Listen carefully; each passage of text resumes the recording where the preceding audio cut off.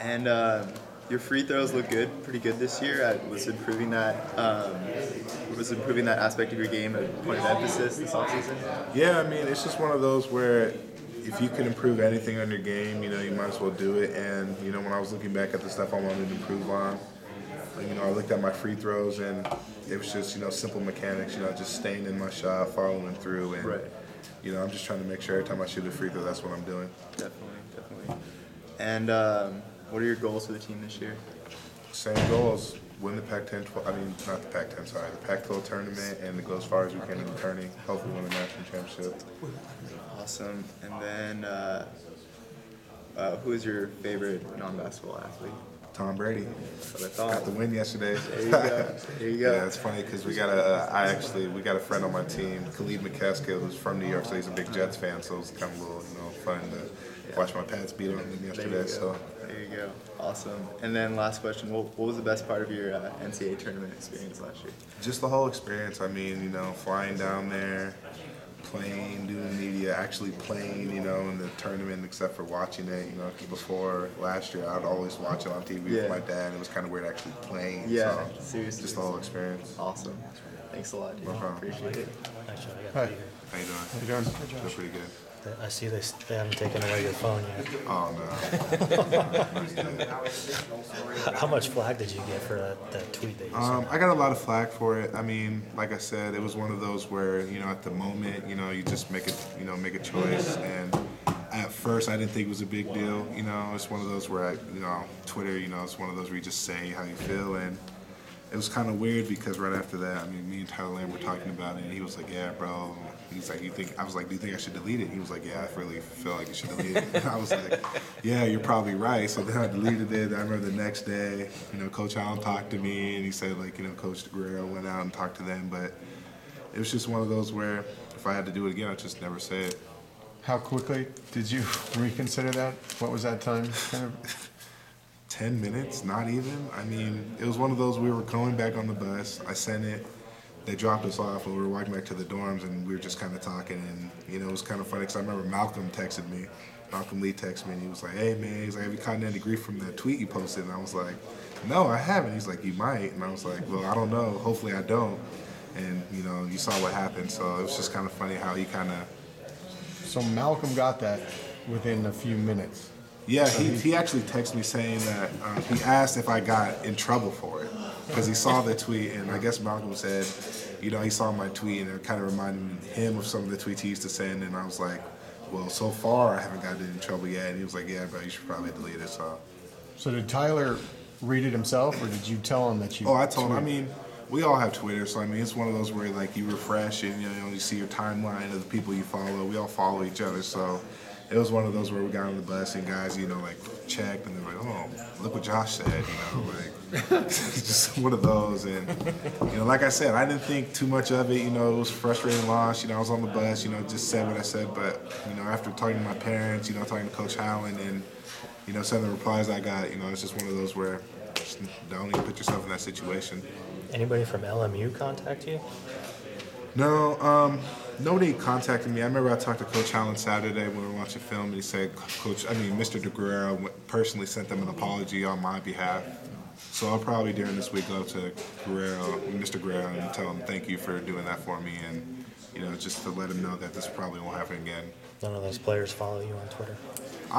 I have no idea, to be honest. Hopefully they don't. If they did and saw that, it's like I said, it was just one of those where just a little immaturity. Said something I shouldn't have said. How much of it was frustration? You obviously didn't have your best game that night. We were all just frustrated. This season, we were looking up.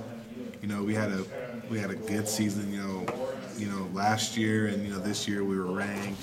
They picked us to win, the Pac-12, and it was a season for opportunity, and just to lose the first game, kind of opens our eyes and be like, hey, anybody can beat us. And a team like LMU, who is a good team, who just simply outplayed us. They just did what they were supposed to do, and they beat us by 11. There's nothing I can say I can't take from their win. They deserve all the credit, but it's just kind of good in a way that we kind of got that. The first game, Because like yesterday we had a really, really good practice. We were going hard, and it's just one of those where, as long as we play defense the way we can and usually let our offense control it, we should win. So Obviously, a wake-up call for the rest of the season. it's a big wake-up call, but, it's just one of those turns where you rather lose, early than late. We'd rather, be dealing with this now, going into our second game than, us battling for the Pac-12, championship, in the middle of the season. So You guys had some games like that last year where, if it wasn't a big name team, you kind of weren't up for it, and then you played the BYUs and the St. John's, and you guys played really good games. Is that something you guys are trying to work through? yeah, it's just the same thing. When guys are in high school and you play AAU and, you get up for the games where there's a guy on the other team, or if the team's ranked. It's easier to get up for games like that because it's like you're on a big stage. The game means a little more than other games, but when you're playing, treat every game the same. Because, the team on the other side is trying to do the exact same thing you're doing. They're trying to beat you guys. They don't care who you are. LMU, a lot of people before the game probably would have picked to lose, but they had nothing to lose. They went out and executed. So it's just one of those where we just have to try to bring it every game and just let our game do the talking. What did they do to kind of take you out of your game, or you worried that other teams are going to look at that tape and use the same scheme? Well, after looking at the tape, they really sagged it in. And, it's just one of those where I just, me and Coach Allen watched the film, and it's just one of those where, for me to help me play better, if teams are going to double or triple, just kind of move around, set screens for guys, get other people open so we don't sag too much. And plus, we shot 2 of 14 from the three. If a team's sagging in a lot, if we're shooting, not a good percentage from three, just kind of makes it easier for them. But it was just one of those where we were missing a lot of open shots. We were executing all our plays right. We weren't guarding them, the way we should have guarded them. A lot of times they had players. Hamilton, I think he had 23. Their point guard had 21. I remember on the scouting report, number 2, who was like a no-help, no-cover guy, was hitting some threes. And it's just one of those where, if you get a guy, if he makes one shot, he's a shooter. So you just got to guard better.